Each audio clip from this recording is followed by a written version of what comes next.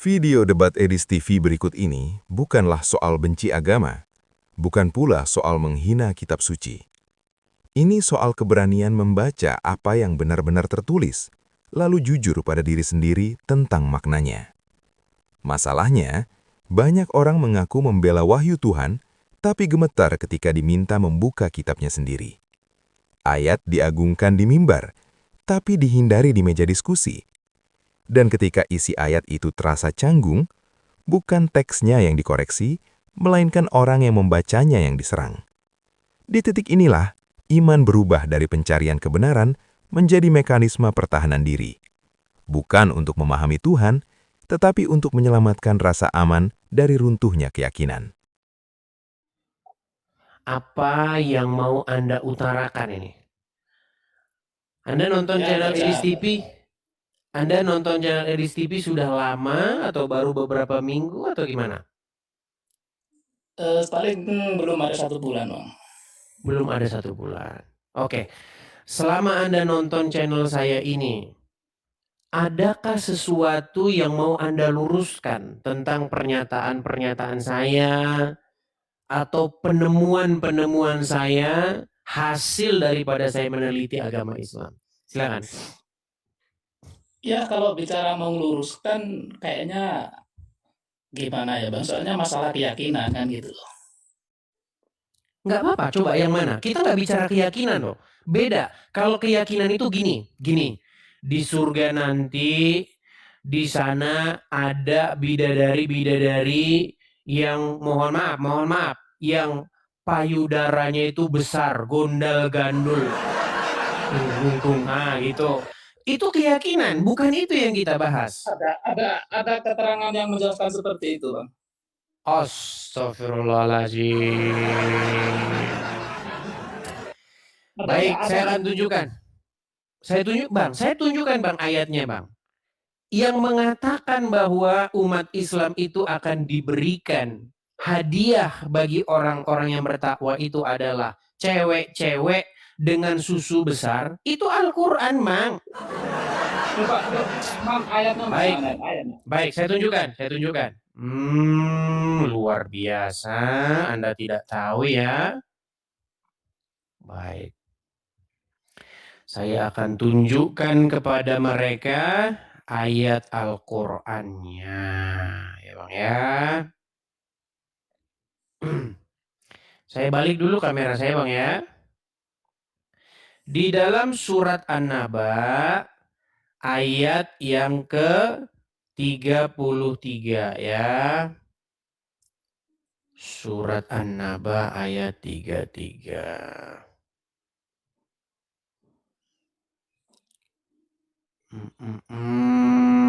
An-Naba 33.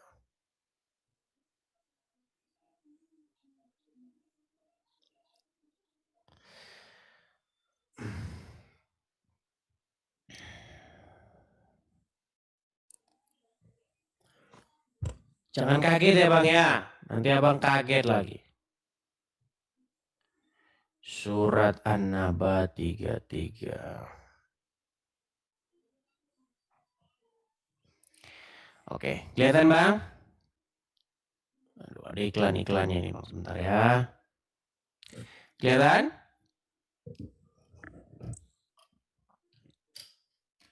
Kelihatan Bang? Yuk. Oke. Sudah kelihatan? Silakan Anda baca. Dan Allah sediakan pula bagi mereka kenikmatan seksual dan pemberi ketentraman hati bidadari surga, yaitu gadis-gadis cantik jelita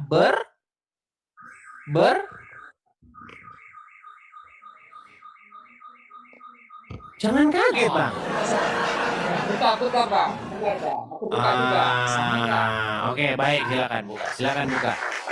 Silakan buka Al-Qur'an Anda. Silakan. An-Naba 33, Bang ya.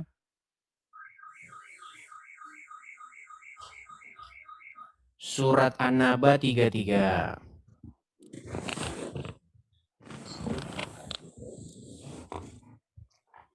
Lama, Bang. Jangan lama-lama, Bang. An-Naba, surat An-Naba. Kan sudah dibilang Bang, Islam kan sukanya yang begitu-begitu Bang. Cuman kasihan Bang sama yang perempuan-perempuan. Nanti buat apa itu gadis-gadis montok sama perempuan-perempuan muslimah Bang? Apakah mereka di sana akan main kates-katesan begitu kan? Kan jadi lucu. Kita jadi mikirin yang aneh-aneh kan? Silakan. Kenapa 33 Bang? Enggak, cuman terkadang kok istilahnya pernyataan dari Bang Edis ini kayak nganggap sepele gitu loh, kadang kayak gitu. Tentang Kita harus gini Bang, kita itu kalau berdiskusi Bang, tidak pedoman. Sementara ya kita menganggap sepele terhadap orang lain ataupun keyakinan orang lain itu kan nggak boleh kan Bang? Bang, di sini saya tidak menganggap sepele atau menganggap apa. Saya ini hanya mengungkapkan fakta yang tertulis, ya kan? Bahwa di dalam surat An-Naba 33 jelas sekali di situ dikatakan bahwa orang-orang yang beriman, bertakwa, mengerjakan amal soleh akan diberikan hadiah. Hadiahnya apa? Yaitu gadis-gadis dengan susu yang besar. Coba dibuka dulu Bang, Quran Anda, An-Naba 33, ayo, udah ketemu belum? Lama nanti cerita lama nanti malah Bang. Jangan disembunyikan Bang. Ayo, surat An-Naba.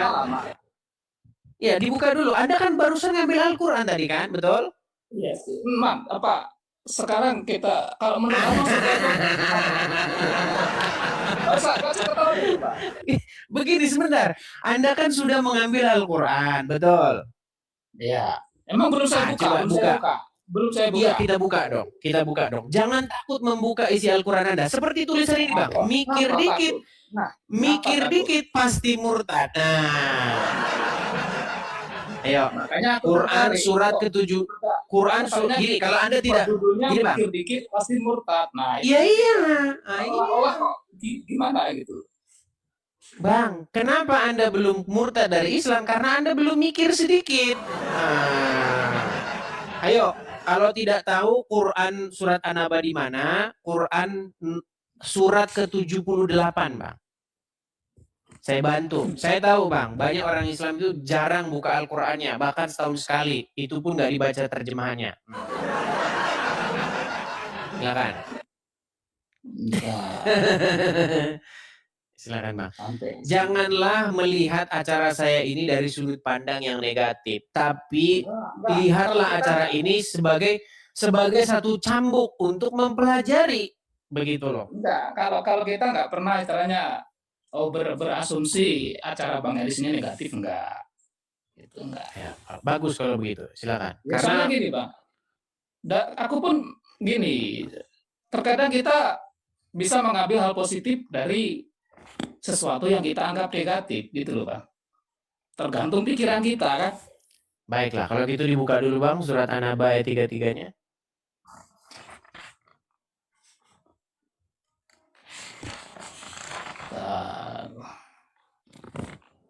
Lama kan? Biasa. An-Naba 33 ya silakan. Nah, bentar lagi. Sulit.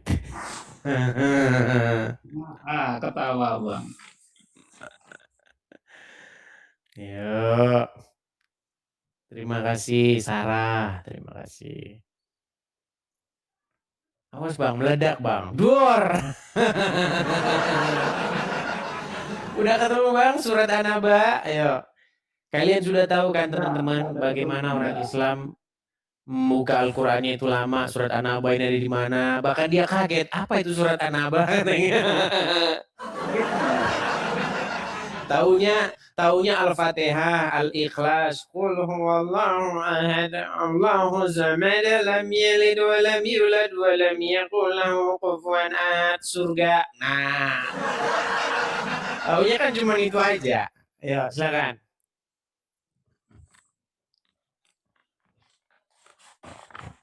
Waduh, sampai tahun depan ini saudara-saudara. Enggak. Ayo. Surat ke-78 Bang, lihat di daftar isinya itu Al-Fatihah nomor 1, Al-Baqarah nomor 2, Ali Imran nomor 3, yang 78. Surat ke-78.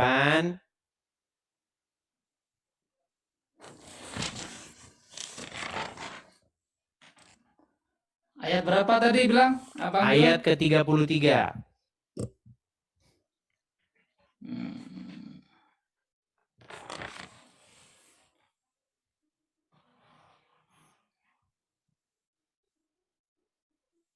33. Udah Iya. ketemu? Oke, Iya. silakan dibacakan Bang. Nggak perlu dibaca, sama Bang Edi kan udah dibacakan tadi kan. Apa coba? Ya Abang dulu lah yang baca. Ayo, jangan malu membaca isi Al-Quran, kitab yang suci yang diturunkan oleh Allah Subhanahu wa Ta'ala. Ayo silakan. Silakan Bang. Jadi kalau menurut pendapat Bang Edi saya Enggak Bang, sebelum pendapat Bang, dibaca dulu. Ayo. Wa qaiba atraban. Ya, artinya jangan mukanya jangan disembunyikan, Bang. Ayo. Kita nggak sembunyi, kita biasa, Bang. Ayo. Biasa. Dibacakan dulu. Wa qaiba atraban. Artinya itu kan hanya bentuk Ayo Bang, artinya udah dibaca sama Bang Edis. Dan gadis-gadis montok, betul. Kita kan Ana suka yang montok-montok. Ana subhanallah. Dapat gadis-gadis montok. Gimana? Coba dibaca dulu yuk. Enggak, tujuannya dibaca biar apa, Bang? Biar orang-orang tahu bahwa yang Anda pertanyakan tadi, apakah benar bahwa orang-orang yang beriman, bertakwa, mengerjakan amal soleh, pahalanya, hadiahnya adalah perempuan-perempuan berpayudara besar. Ayo, silakan. Jadi yang beramal soleh mempunyai pahala. Gimana tadi Abang Bang Edis bilang? Dibaca saja surat An-Naba 33 yuk. Udah dibaca sama Bang Edis. Iya, Abang yang baca. Itu kan saya yang baca. Kalau orang kafir yang membaca, maka tidak dipercaya. Dia kafir, membawa berita yang tidak benar. Makanya saya pengen muslim yang membawa berita. Ayo. Mengapa Bang Edis merujuk ke ayat itu gitu? Kan Abang bertanya. Bang, Abang kan tadi bertanya sama... Tadi kan Abang bertanya kepada saya, di mana ada ayat yang mengatakan bahwa kalau orang beriman bertakwa mengerjakan amal soleh dikasih cewek-cewek dengan susu besar. Saya buka di dalam An-Naba 33. Ketika saya berikan An-Naba 33, Anda malu untuk membacanya. Enggak malu. Silakan dibaca. Tujuannya apa? Harus jelas dong alasannya supaya jawaban saya terkuat di sini. Ayo, silakan. Udah jelas yang bilang Al-Qur'an kok. Betul, berarti bahwasanya akan diberi cewek-cewek dengan payudara yang montok? Ya. Terus? Pertanyaan saya, kalau perempuan-perempuan nanti bertakwa, mengerjakan amal soleh, sholat 5 waktu, mengerjakan zakat, dan naik haji misalnya. Lalu dia, Bang, wajah jangan begini, Bang. Ini sudah mulai tanda-tanda nih. Oke. Kalau mereka sudah mengerjakan itu semua, diberilah mereka perempuan-perempuan dengan payudara besar. Pertanyaannya, itu buat bekal apa sama muslimah-muslimah yang solehah? Apakah mereka akan bermain kates-katesan? Enggak. Payudara yang besar itu loh sama muslimah-muslimah itu buat apa? Apakah mereka main-mainan nanti main-mainan kates atau bagaimana? Coba silakan.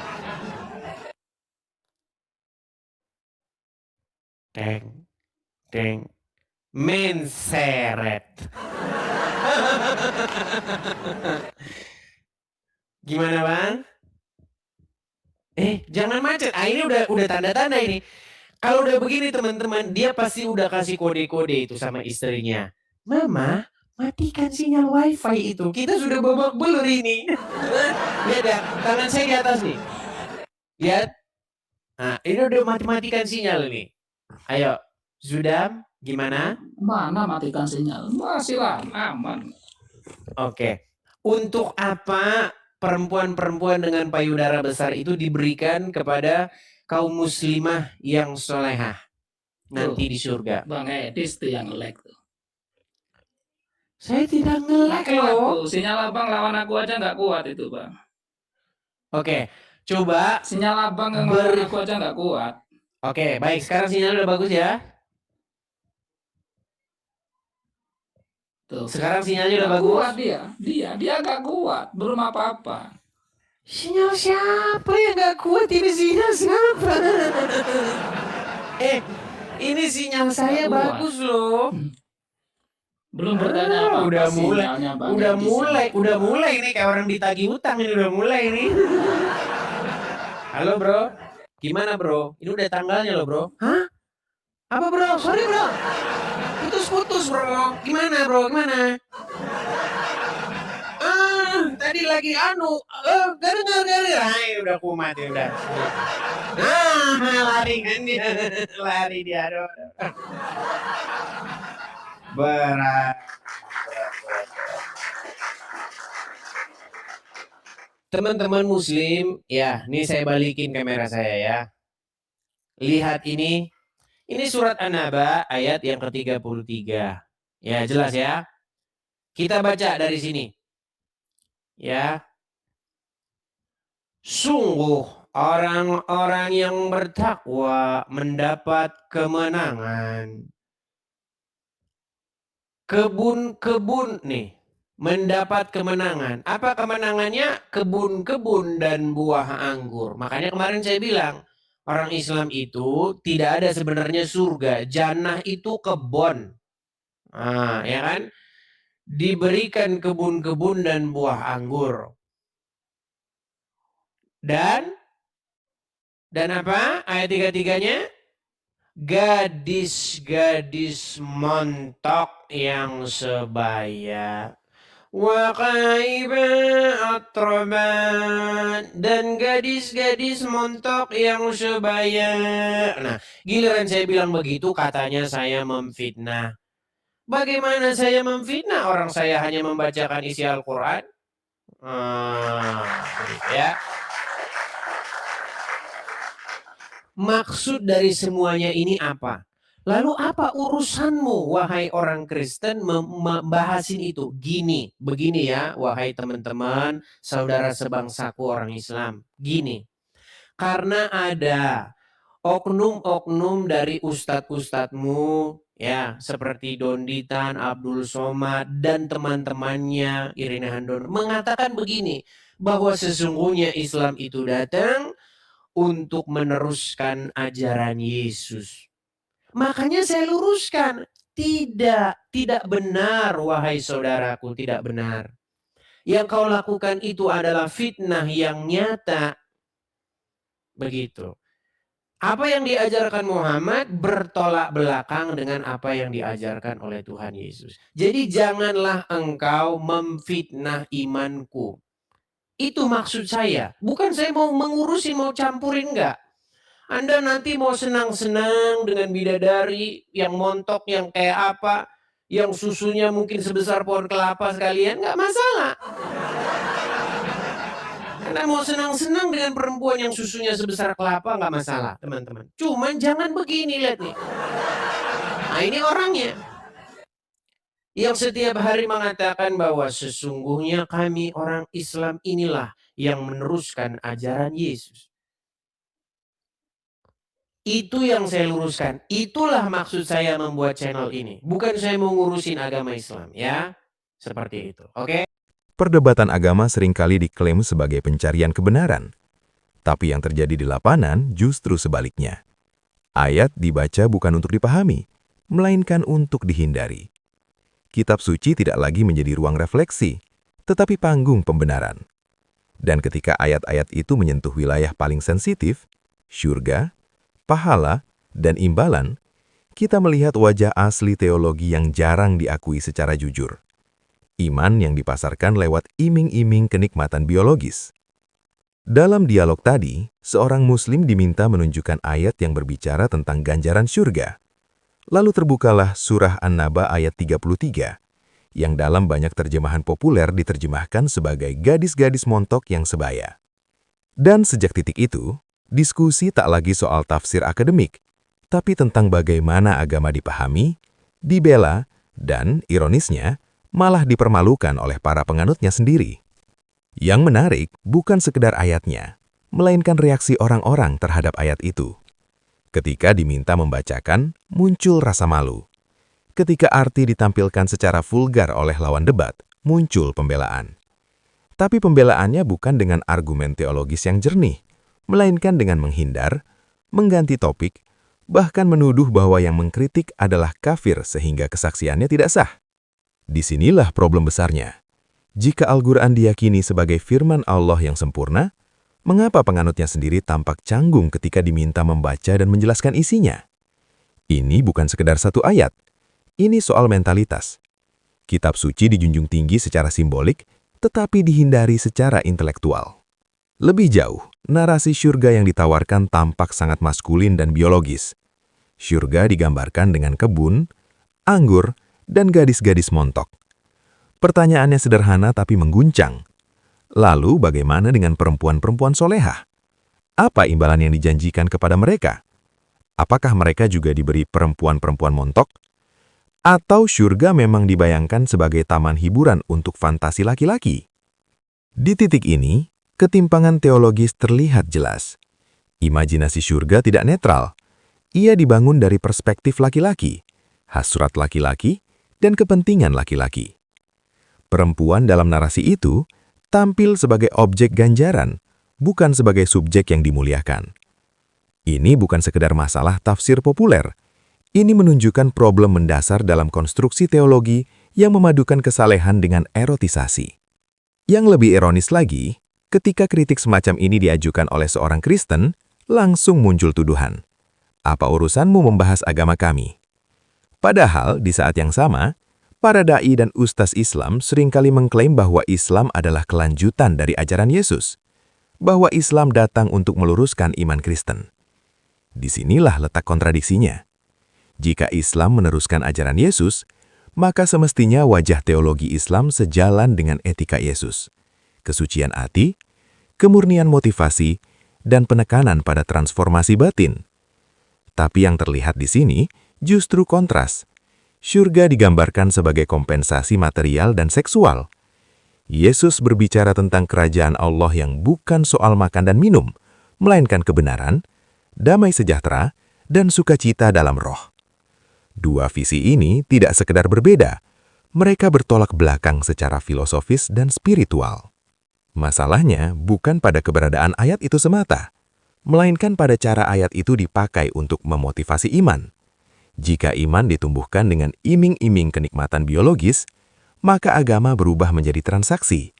Taat hari ini, nikmati tubuh perempuan esok hari. Ini mereduksi kesalehan menjadi investasi nafsu. Dan ketika kritik diarahkan pada logika semacam ini, alih-alih melakukan refleksi, yang muncul justru defensif, penghindaran, dan serangan balik. Jadi, persoalannya bukan sekedar apakah Al-Quran memuat ayat tentang garis-garis montok. Persoalannya adalah ini. Mengapa iman harus dijual dengan fantasi biologis? Mengapa syurga digambarkan seperti katalog kenikmatan duniawi yang dilebihkan? Dan ketika isi kitab sendiri dipertanyakan secara terbuka, yang muncul bukan klarifikasi teologis yang dewasa, melainkan kemarahan dan penghindaran. Kalau iman benar-benar kokoh, ia tidak takut dibaca. Kalau kitab suci benar-benar suci, ia tidak takut dipertanyakan. Yang takut itu bukan firman Tuhan. Yang takut justru keyakinan rapuh yang dibangun di atas imajinasi syurga, bukan di atas kebenaran.